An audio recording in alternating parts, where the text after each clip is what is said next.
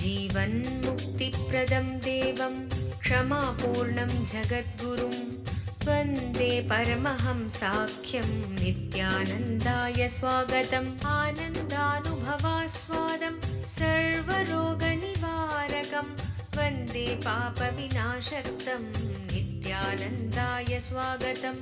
नित्यमुक्तं निर्विकल्पं ध्यानलोकप्रदीपकं वन्दे शान्तमयं बन्धं नित्यानन्दाय स्वागतम्। பரமஹம்ச நித்யானந்தர் ஓர் வாழும் அவதார புருஷர். பிறப்பிலிருந்தே ஞானத்தை, ஞான சக்தியை வெளிப்படுத்திய பிறவி யோகி. 500க்கும் மேற்பட்ட புத்தகங்களை 27 மொழிகளில் அருளிய எழுத்தாளர். 8000 மணி நேரத்திற்கும் மேல் ஞான கருத்துக்களை மொழிந்துள்ள அரிய பேச்சாளர். ஆயிரக்கணக்கானவர்களுக்கு உணவு, மருத்துவம், கல்வி, ஆன்மீகம் போன்ற துறைகளில் ஒப்பற்ற சேவை செய்து வரும் சமூக சேவகர். லட்சக்கணக்கானவர்களுக்கு தலைவலி முதல் கேன்சர் வரை தனது தியான சக்தியால் தீர்த்து வைத்த தியான சிகிச்சையாளர். லட்சக்கணக்கான மக்களுக்கு உடல் நலம், மனவளம் ஆகியவற்றிற்கான கிரியைகளை வகுத்து தரும் கிரியா யோகி.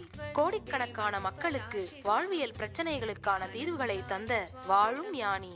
151 நாடுகளில் தியான மையங்களோடும் 40க்கும் மேற்பட்ட நாடுகளில் ஆசிரம கிளைகளோடும் நடந்து வரும் உலகளாவிய நித்யானந்த தியானபீட ஆன்மீக இயக்கத்தின் நிறுவனர். 1 கோடிக்கும் மேற்பட்ட சீடர்களால் ஆத்மார்த்தமாக பின்பற்றப்படும் ஞான குரு. தீட்சையின் மூலம் சக்தி பரிமாற்றத்தை நிகழ்த்தும் அவதார சக்தி. பாரம்பரிய யோகக்கலையை ஆயிரக்கணக்கான யோக மையங்கள் மூலம் உலகமெங்கும் எடுத்துச் சென்ற நவீன கால யோகி. லட்சக்கணக்கான மக்களுக்கு குண்டலினி சக்தியை உயிர்ப்பித்து அஷ்ட சித்திகளை அருளும் அஷ்டமா சித்திதாயகன். உலகம் முழுவதும் வைதீக ஆலயங்களை அமைத்து வேத கலாச்சாரத்திற்கு மறுமலர்ச்சி அளித்த ஆன்மீக சுடர். லட்சக்கணக்கான இளைஞர்களின் எதிர்காலத்திற்கு வழிகாட்டியாய் திகழும் ஒரே இளம் குரு. உலகிலேயே இணையதளத்தின் மூலம் அதிகமாக பார்க்கப்படும் ஆன்மீக குரு. அரசியல் துறையிலும் ஊடகத்துறையிலும் ஊடுருவி இருக்கும் நாத்திக ரவுடி கும்பல்களால் தொடுக்கப்பட்ட மத தாக்குதலையும் தாண்டி ஒப்பற்று ஒளிரும் ஆன்மீக ஒளி. அசைக்க இயலாத, என்றென்றும் நிலைத்திருக்கும் ஞான கல்ப விருட்சம். आनन्दानुभवास्वादं सर्वरोगनिवारकं वन्दे पापविनाशक्तं नित्यानन्दाय स्वागतम्। नित्यमुक्तं निर्विकल्पं ध्यानलोकप्रदीपकं वन्दे शान्तमयं बन्धं नित्यानन्दाय स्वागतम्। आनन्दगन्धसञ्चारं सर्वोपाधिविनिर्मुक्तं वन्दे ज्ञानालयं नाथं नित्यानन्दाय स्वागतम्।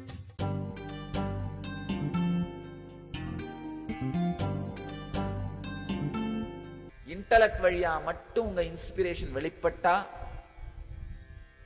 10,000 ஏக்கர் இருந்தா உங்க பேர்ல சட்டப்படி 10,000 ஏக்கரை மட்டும் நீங்க பார்த்து ரசிப்பீங்க, அனுபவிப்பீங்க. அதுவும் என்ன 10 நாளுக்கு அப்புறம் போர் அடிச்சு போயிடும். அடுத்த லேண்டை வாங்கினா தான் அதை அனுபவிக்க முடியும். இந்த மாதிரி மன அமைப்போட வாழ்வீர்கள். அப்போ அடுத்த லேண்டை வாங்குறது 10 வருஷம் ஒர்க் பண்ண வேண்டியிருக்கும். நீங்கள் எமோஷனில், உணர்வில் உங்களுடைய இன்ஸ்பிரேஷன் வெளிப்படுமானால் உங்களுக்கு 2 ஏக்கர் இருந்தால் கூட போதும்னு பார்க்கறதையெல்லாம் அனுபவிப்பீங்க. பார்ப்பது அனைத்தையுமே அனுபவிப்பீங்க. கலைக்கண்ணோட பார்ப்பீங்க. பார்க்கறது எல்லாத்தையும் ஆனந்தமாக அனுபவிப்பீங்க. பார்ப்பது அனைத்தையும் வாழ்வீர்கள்.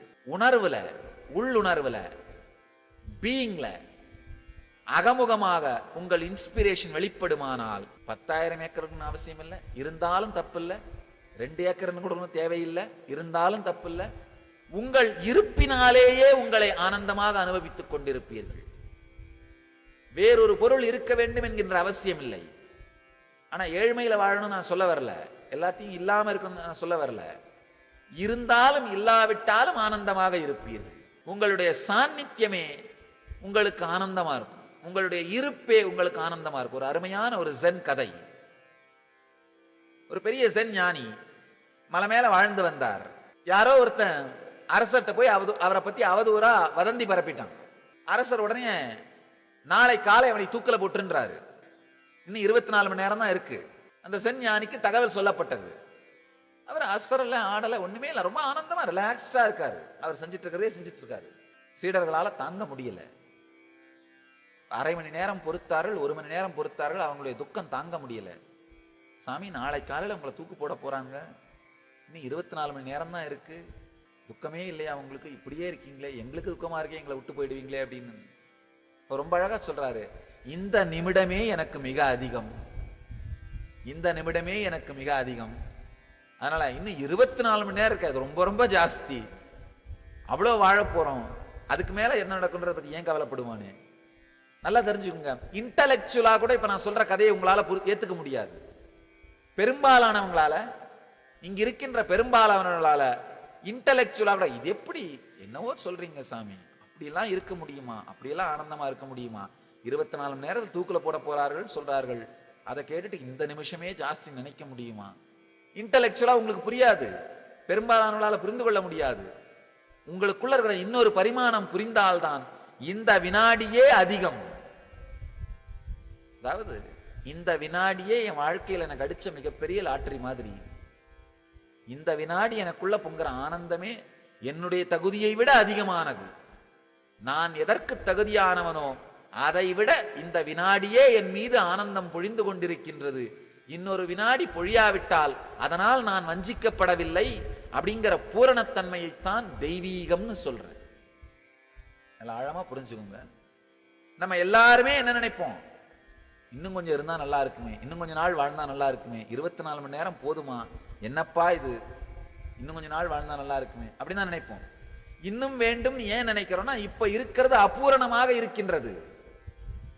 ஒரு முக்கியமான விஷயம் நாம் புரிந்து கொள்ள வேண்டியது, அடிப்படை சுபாவத்தினாலே நீங்கள் பூரணத்தன்மை உடையவர்கள், நீங்கள் பூரணமானவர்கள். சுபாவத்தினால உங்களுக்கு பூரணத்தன்மை உங்களுடையதுங்கிறதுனால எங்கேயாவது அபூரணம் உங்க வாழ்க்கையில வந்தா திரும்ப பூரணத்தன்மையை நோக்கி போற வரைக்கும் நீங்க ரெஸ்ட் எடுக்க முடியாது. ஒரு விதமான குறைவு இருந்துகிட்டே இருக்கும். தலைவலி வந்த உடனே தலைவலி தீரணும்னு ஏன் நாம முயற்சி பண்றோம்? தலைவலி இல்லாத ஒரு இனிமையான ஹெல்த் ஆரோக்கியத்தை நம்ம அனுபவிச்சிருக்கிறோம். அதனாலதான் என்ன பண்றோம், தலைவலி வந்த உடனே அது போறதுக்காக என்ன செய்யணுமோ செய்ய ஆரம்பிக்கிறோம். அதே மாதிரி பூரணத்தன்மையை நீங்கள் ஏற்கனவே அனுபவித்திருக்கின்றீர்கள். அதனாலதான் அந்த பூரணத்தன்மை உங்ககிட்ட இருந்து போச்சுனாலே 3 பரிமாணமும் உங்களுக்குள்ள இயங்குச்சுன்னாதான் அது பூரணத்தன்மை. தன்னை தாண்டி சாதிப்பது, இப்ப இருக்கிறத தாண்டி சாதிக்கிறதுங்கிறது இன்டலெக்சுவலாவும் எமோஷனலாவும் பீயிங் லெவலாவும் 3லயுமே வெளிப்பட்டா அதுதான் பூரணத்தன்மை. சக்தி வாய்ந்த சிவஸ்தலமான திருவண்ணாமலை நித்யானந்த தியான பீடத்தில் பிப்ரவரி 20ஆம் தேதி 2012 அன்று மகா சிவராத்திரி பெருவிழா. கல்வியின் வடிவமான பிரம்மாவிற்கும் செல்வத்தின் வடிவமான விஷ்ணுவிற்கும் கூட எட்டாத அருட்பெரும் ஜோதியாக ஈசன் வெளிப்பட்ட இடம் திருவண்ணாமலை. வெளிப்பட்ட நாள் சிவராத்திரி. அதே நன்னாளில் அதே ஸ்தலத்தில் வாழும் அவதார புருஷருடன் சிவகுண்டலினி தியானத்தில் மூழ்க வாருங்கள். சிவராத்திரி தின சிறப்பு நிகழ்ச்சிகள். வாழும் ஞானி பரமஹம்ச நித்யானந்தர் வழங்கும் சிவராத்திரி தின சிறப்பு தியான சத்சங்கம். சக்தி வாய்ந்த சிவகுண்டலினி தியானம். பிணிகளை எல்லாம் தீர்க்கும் பெரும் சக்தி வாய்ந்த மகா ருத்ராபிஷேகம் நடைபெறவிருக்கிறது. மேலும் சிவராத்திரி தினத்தன்று எண்ணங்களை நிஜமாக்குவதற்கான சக்தியை தரும் கல்பத்தரு முழுநாள் தியான முகாம் நடைபெறவிருக்கிறது. பரமஹம்சர் ஒவ்வொருவருக்கும் சக்தி தரிசனமும் தீட்சையும் அளிக்கின்றார். இந்த மகா சிவராத்திரி பெருவிழாவில் கலந்து கொண்டு சிவபெருமானின் அருளையும் பரமஹம்சரின் ஆசீர்வாதத்தையும் பெற அனைவரும் வருக. நடைபெறும் இடம் நித்யானந்த தியானபீடம், கிரிவலப்பாதை, திருவண்ணாமலை. தொலைபேசி எண்கள் 7200003311 7200003322.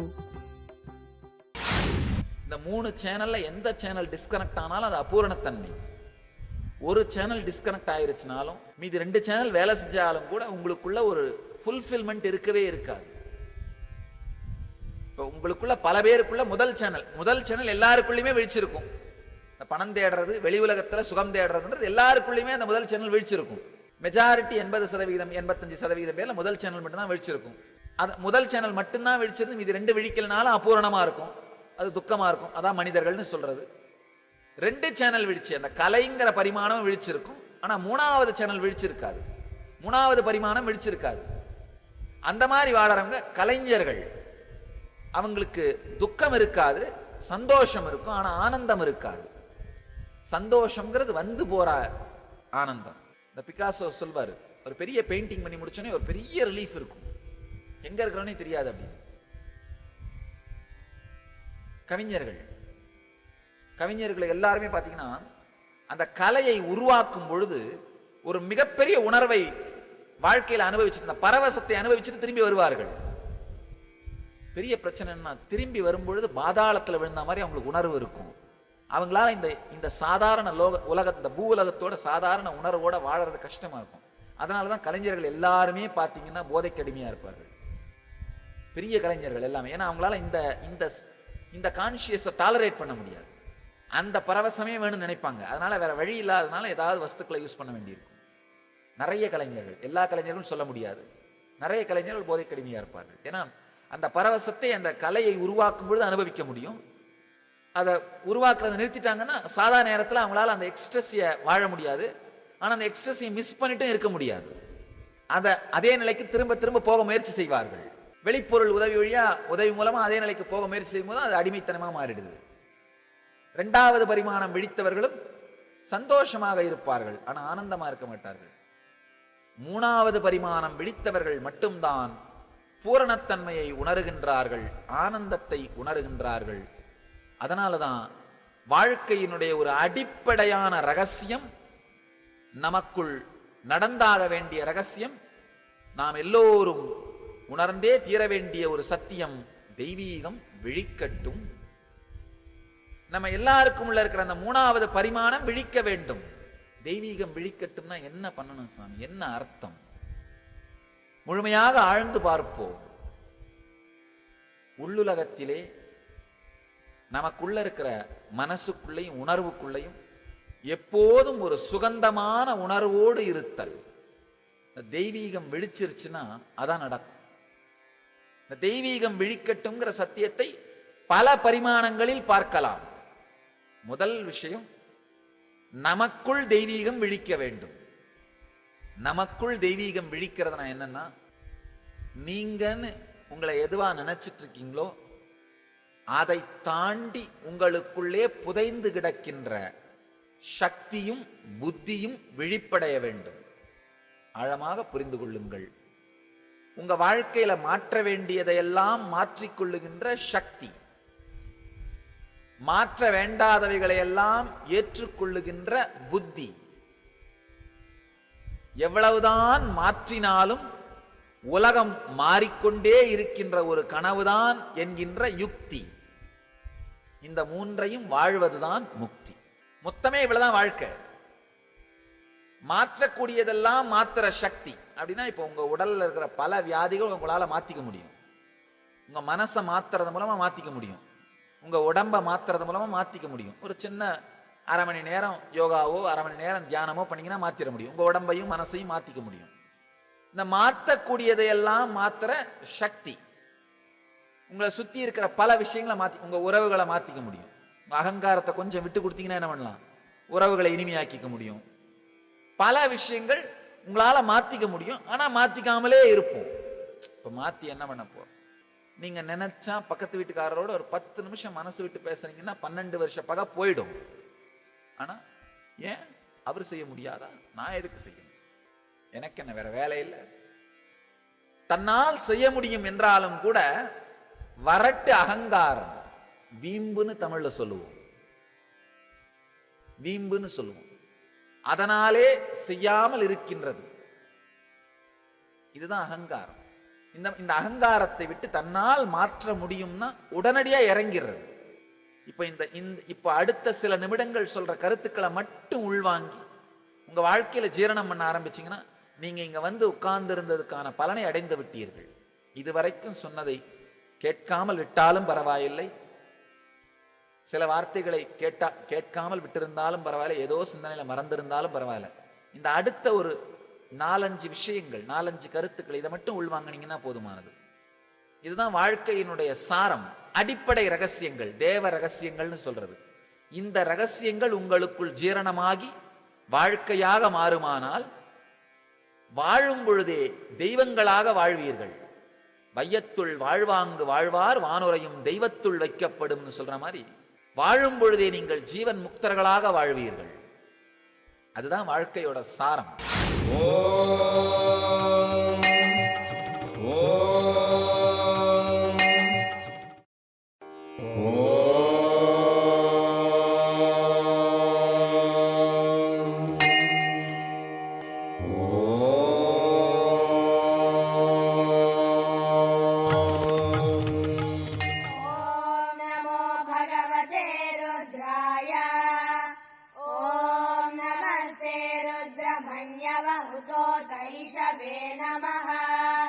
नमस्ते अस्तु धन्वने बाहुभ्यामुदते नमः। या तैषु शिवतमा शिवं बभूव ते धनुः शिवा शरव्याया तव तया नो रुद्रमृडया। या ते रुद्र शिवा तनूरघोरा पापकाशिनी तया नस्तनुभाषन्त. நல்லா தெரிஞ்சுங்க, இந்த உடம்பை விட்ட பிறகு நீங்க எந்த கார் டிரைவ் பண்ணிட்டு இருந்தீங்கன்னு உங்களை யாரும் கேள்வி கேட்க மாட்டார்கள். மேல கோர்ட்ல, யமதர்மனுடைய கோர்ட்ல நீங்க எந்த கார் டிரைவ் பண்ணிட்டு இருக்கீங்கன்னு கேட்க மாட்டார்கள். எவ்வளவு பெரிய வீட்டில் வாழ்ந்தீங்கன்னு கேட்க மாட்டார்கள். எத்தனை பிள்ளை பெத்தீர்கள்னு கேட்க மாட்டார்கள். எவ்வளவு சொத்து சேர்த்தீர்கள்னு கேட்க மாட்டார்கள். ஏன்னா எல்லாமே இங்க விட்டுட்டு தானே போறீங்க. எக்ஸ்சேஞ்ச் கிடையாது. இல்ல இப்ப இங்க 49 ரூபா கொடுத்தீங்கன்னா அமெரிக்காவில் $1 கிடைச்சிரும். ஆனா இங்க எவ்வளவு பணம் கொடுத்தீங்கனாலும் அங்க மேலோகத்துல தேவலோகத்துல ஒரு பைசா வாங்க முடியாது. எக்ஸ்சேஞ்ச் கிடையாது. இங்கதான் விட்டுட்டு போய் ஆகணும். அதனால அங்க நீங்க என்ன வாழ்ந்தீர்கள்னு கேட்க மாட்டார்கள். ஆனால் எப்படி வாழ்ந்தீர்கள் என்று கேட்பார்கள். எந்த கான்சியஸ்னஸோடு, எந்த உணர்வோடு நீங்கள் வாழ்ந்தீர்கள் என்பது கேட்கப்பட்டே தீரும். எந்த கார்ல போனீங்கன்னு கேட்க மாட்டார்கள். எந்த வீட்டுல வாழ்ந்தீங்கன்னு கேட்க மாட்டார்கள். எவ்வளவு பெரிய குடும்பத்தை வைத்திருந்தீர்கள் கேட்க மாட்டார்கள். ஆனா எந்த உணர்வோடு வாழ்ந்தீர்கள் என்பது கேட்கப்பட்டே தீரும். அதனால எந்த உணர்வோடு வாழ்கிறீர்கள் அப்படிங்கறத வாழ்க்கையினுடைய அடிப்படை சூத்திரம். தெய்வீகம் விழிக்கட்டும் அப்படிங்கிற இந்த சத்தியத்தினுடைய சாரத்தை உங்கள் முன் பகிர்ந்து கொள்கிறேன், கேளுங்கள். மாற்றக்கூடியவைகளை எல்லாம் மாற்றுகின்ற சக்தி. ஒரு சின்ன உதாரணம். உங்களுக்கு புகைப்பிடிக்கிற பழக்கம் இருக்கு, இல்ல மது அருந்துற பழக்கம் இருக்கு. நீங்க நினைச்சா மாத்திக்க முடியும். மாத்திக்க முடியும்னா நீங்க சொல்லலாம், இல்ல இல்ல நான் பல தரம் உடறதுக்கு முயற்சி பண்ணியிருக்கேன், விட முடியல. எடுத்த உடனே விடணும்னு முயற்சி பண்ண வேண்டாம். அட்லீஸ்ட் நாட்களை குறைக்க முடியும். அதை உள்ள எடுத்துக்கிற எண்ணிக்கையை குறைக்க முடியும், அளவை குறைக்க முடியும். அப்படி ஆரம்பிக்கலாம்.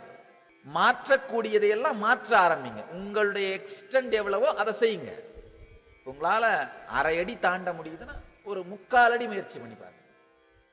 1 அடி தாண்ட முடியும்னா ஒரு 1.25 அடி முயற்சி பண்ணி பாருங்க. ஒரு 1/4 அடி சேர்த்து, 1/2 அடி சேர்த்து. மாற்றக்கூடியவைகளை மாற்றுகின்ற சக்தி. அதுக்கு அடுத்து மாற்ற வேண்டாதவைகளை ஏற்றுக்கொள்ளும் புத்தி. திடீர்னு மாற்ற வேண்டியவைகளை மாற்றக்கூடிய சக்தி நான் சொன்ன உடனே சில பேர் என்ன பண்றது, நான் பறக்கணும் சாமி, அதுக்கு எனக்கு சக்தி கொடுங்க. தேவையில்லை. நடக்கிற சக்தி மட்டும் நம்ம கிட்ட இருக்கும் போதே நாம பறக்கிறது தாங்க முடியல. நம்மளை சுத்தி நாம உருவாக்குற பரபரப்பு தாங்க முடியல. இதுல பறக்க வேற ஆரம்பிச்சுன்னா என்ன பண்ணுவோம்? தேவையில்லாதது. மாற்ற வேண்டாதவைகளை ஏற்றுக்கொள்ளும் புத்தி. மாற்ற வேண்டியவைகளை மாற்றுகின்ற சக்தி, மாற்ற வேண்டாதவைகளை ஏற்றுக்கொள்ளும் புத்தி. சில விஷயங்கள், அதாவது 100 வயசான அப்புறம் ஒரு வாழ்க்கை வாழ்ந்து முடிச்சப்புறம் இந்த உடம்பை விட்டுட்டு அடுத்த உடம்பு எடுக்க போயாகணும். இப்ப இதை மாற்றணும்னு அவசியம் இல்லை. இது மாற்ற வேண்டாதது. ஏன்னா ரொம்ப நாள் வாழ்ந்துட்டீங்கன்னா உங்களாலேயே உங்களுக்கு தேர்த்திக்க முடியாத சில காயங்கள், சில புண்கள், சில மனதால ஏற்படுற உறவு ரீதியான காயங்கள்லாம் ஏற்பட்டுரும். அதெல்லாம் மொத்தமா மறந்துட்டு, சரி இதெல்லாம் மறந்துட்டு ஒரு புது இடத்துல போய் வாழ்க்கை ஆரம்பிக்கலாம்பா அப்படின்னு நீங்க நினைக்கிறது தான் மரணம். நல்லா தெரிஞ்சுக்கோங்க. உங்களாலேயே ஆற்றிக்கொள்ள முடியாத பல மனகாயங்கள், இதுக்கு மேல காயம் தாங்காது. இந்த காயங்களை விட்டுட்டு இன்னொரு இடத்துக்கு போய் லைஃபை புதுசா ஆரம்பிப்போம், புது ரிலேஷன்ஷிப்ஸை உருவாக்குவோம். அப்போவாவது இந்த மாதிரி காயங்கள் வராத மாதிரி வாழ்வோம் அப்படின்னு நீங்க செய்யற ஒரு புது முயற்சி தான் புது வாழ்க்கை. இப்ப இதெல்லாம் மாற்ற வேண்டாதவைகள். அவைகளை ஏற்றுக்கொள்ளும் புத்தி. நாம என்ன பண்றோம்? அவைகளை ஏத்துக்கிறது இல்லை. இல்ல இல்ல, ஏன் மரணம் வரணும், எப்படியாவது தள்ளி போடப்படாதா? கடைசியில யமன் வந்து இழுக்கிற வரைக்கும் அந்த சீட்டு நுனியாவது பிடிச்சிட்டே உட்கார்ந்துட்டு இருக்கிறது. வந்து இழுக்கும் வரை இந்த சீட்டு நுனியே பிடிச்சிட்டா உட்கார்ந்து இருக்கிறது முடியாது. நல்லா புரிஞ்சுக்கோங்க, உங்க மரணத்தை நீங்க மனதளவுல ஏத்துக்கிட்டீங்கன்னா கூட வலி இல்லாததாக இருக்கும். நல்லா தெரிஞ்சுக்கோங்க, நீங்க பெரிய ஆத்ம ஞானியா இருக்கணும்னு அவசியம் இல்லை. வலி இல்லாத இனிமையான மரணம் அமையணும்னா பெரிய ஆத்ம ஞானியா இருக்கணும்னு அவசியம் இல்லை. மனசளவுல நீங்களே உட்கார்ந்து கணக்கு போட்டு பார்த்து உங்களுக்குள்ள உங்களை கன்வின்ஸ் பண்ணிக்கோங்க, அது போதும். அதுவே மிகப்பெரிய வலியை குறைத்து விடும், வேதனையை குறைத்து விடும், துக்கத்தை குறைத்து விடும். உங்களுக்குள்ளேயே மனசுக்குள்ள கால்குலேட் பண்ணி உட்கார்ந்து ஒரு 1/2 மணி நேரம் சிந்தனை பண்ணி பாருங்க. ஏதாவது ஒரு நாள் இறந்து போயிட்டா என்ன ஆகும்? ஒன்னும் ஆகாது. உலகம் நல்லபடியா நடந்துட்டு, நம்ம வர்றதுக்கு முன்னாடி நடக்காம இருந்துடல, அழகா நடந்துட்டு இருந்தது. நம்ம போன அப்புறம் என்ன அதிகபட்சமா என்ன ஆகும்னா, உங்க வீட்டு நடுக்கூடத்துல ஒரு போட்டோ எக்ஸ்ட்ரா ஆகும், அவ்வளவுதான். ஏற்கனவே லைனா தொங்கிட்டு இருக்கிற போட்டோல ஒரு போட்டோ எக்ஸ்ட்ரா ஆகும், முடிஞ்சு போச்சு. மற்றபடி ஸ்கூலுக்கு போறவங்க போவார்கள், காலேஜுக்கு போறவங்க போவார்கள், படிக்கிறவர்கள் படிப்பார்கள், கல்யாணம் பண்ணிக்கிறவர்கள் படிப்பார்கள், புள்ள பெற்றவர்கள் பெற்றுப்பார்கள், நடக்கிறதெல்லாம் நடந்துகிட்டே இருக்கும். ஒரு போட்டோ மட்டும் எக்ஸ்ட்ரா இருக்கும், துடைக்கிறவர்களுக்கு ஒரு வேலை அதிகம், அவ்வளவுதான். தொடச்சு வைக்கிற வேலைக்காரங்க ஒரு வேலை அதிகமே தவிர வேற ஒண்ணும் கிடையாது. திருவண்ணாமலை நித்யானந்த தியான பீடத்தில் பிப்ரவரி 20, 2012 மகா சிவராத்திரி திருநாளன்று கல்பத்தரு முழுநாள் தியான அனுபவ முகாம்.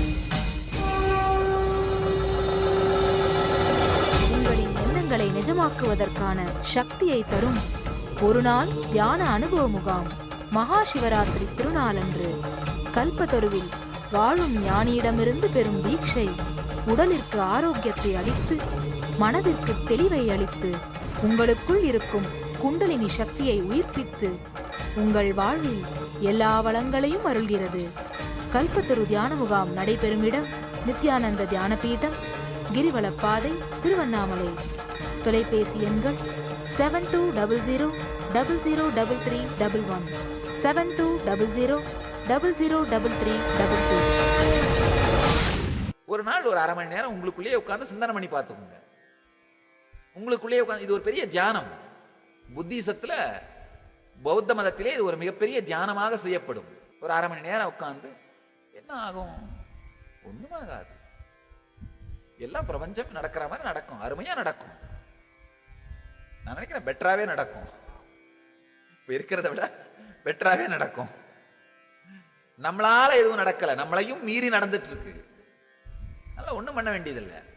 மாற்ற வேண்டாதவைகளை இப்பவே உட்கார்ந்து யோசனை பண்ணி நமக்குள்ள நல்லா ஆழமா புரிஞ்சுக்கோங்க. சில விஷயங்களை யோசிக்கும் பொழுதே முள் மாதிரி நெருடும்.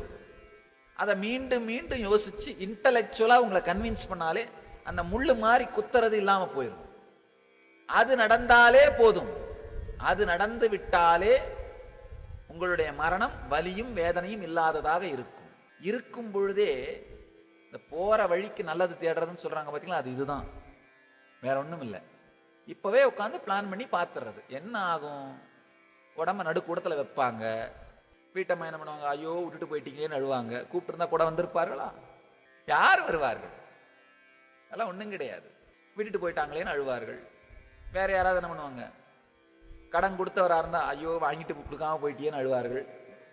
உங்ககிட்ட இருந்து பணம் வாங்கினவரா இருந்தா நல்ல வேலை போயிட்டு பணத்தை கொடுக்கறதுக்கு முன்னாடி அப்படின்னுவார்கள்.